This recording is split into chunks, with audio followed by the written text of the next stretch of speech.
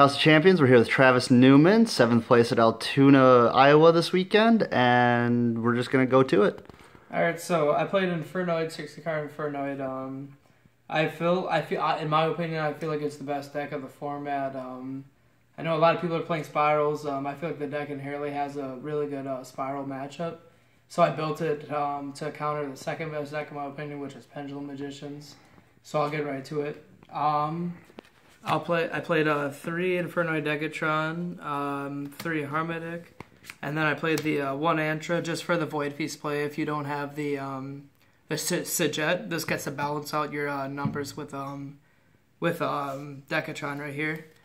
And then I played 3 Pachulia. Some people don't even play 3 of this. I don't know why.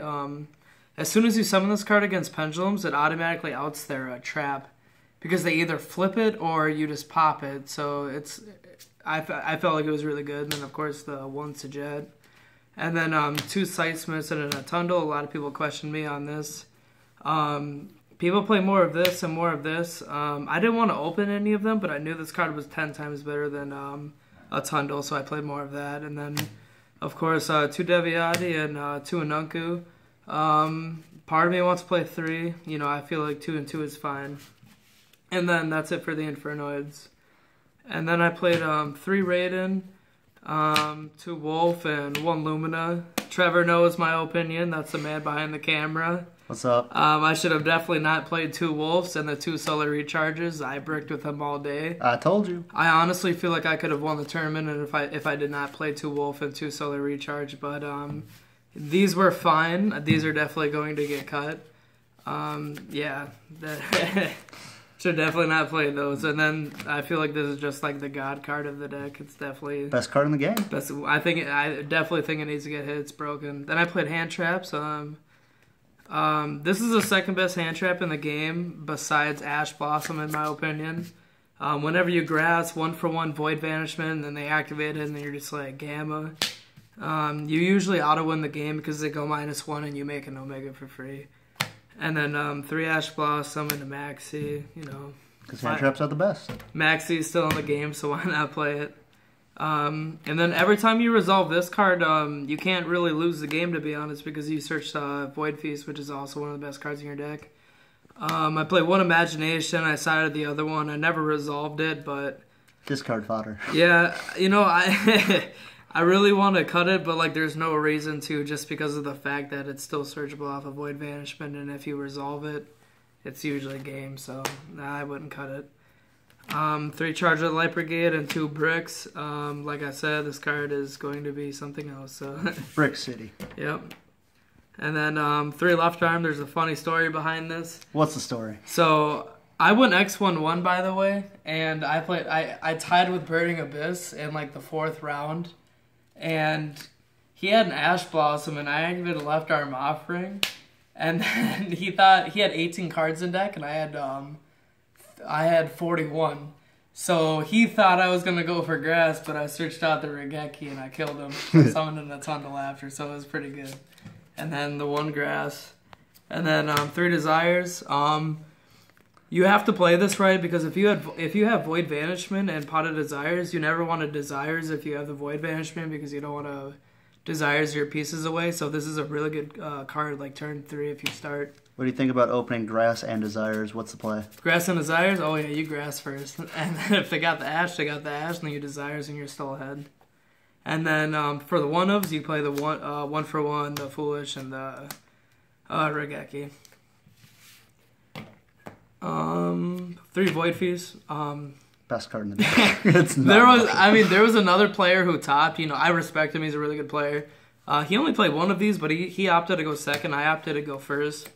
I don't get why people don't play 3 of these regardless. So it's searchable. And then, like I said, I built my deck to beat Pendulum, so I made 3 evenly matched.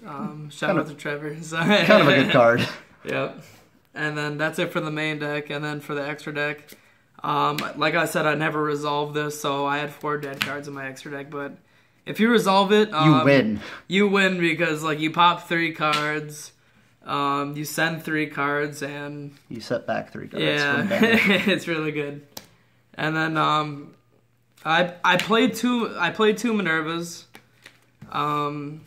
This is like now a third Omega, but I changed it up just so you know. I would take out the second Minerva for the third Omega, and then I played a Babushka and a Dweller, and then that was it for like the Exceeds. How good was Dweller? Dweller was broken because like it was good against a lot of stuff. It's even good against spirals, and I played against a few of those. And then Black Rose, and then the Michael, and then 2 Omegas. Like I said, now I would take out the second Minerva for the third Omega, and then a Scarlet Red Dragon Archfiend. And then Proxy and a Deco. This actually came up because I had Skill Drain, and my opponent had 400 life points left, and he had an Agent on board. And I was able to just make a Minerva, and then Snow after I grass, and then make a Proxy, and then Snow again into a Decode, and attack over his Agent for a game exactly. So it was awesome. Sideboard?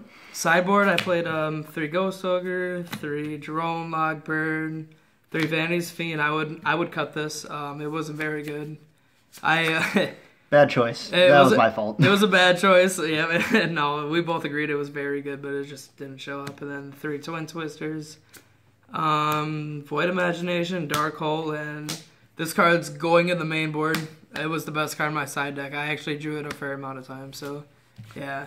All right, that's all. And I got a few shout-outs, actually. Shout out to the man behind the camera. He borrowed me the deck, Trevor Capel. Hey. And then my brother, Joey Terhune. He's the man. He takes care of me. He's a cool-ass guy. And then there's a YouTuber, I'm87 Shonif. He actually did a deck profile for me, but when I was in the St. Louis Regional the day before Iowa, he actually was judging, and he took care of someone in the tournament who was blind, so he did all the interactions for him, so I thought that was really cool. And Team Board Wipe to Dylan and Jake, they both topped. I think they're putting Minnesota on the map, and I'm proud of that. So we don't count Tony. Yeah, Tony won. Tony, he won the event, but that's cool. You already got the recognition. But yeah, those guys they're all doing very well. So yeah, thanks House of Champs for having me on the channel. You guys have a good night. Kind of shifted.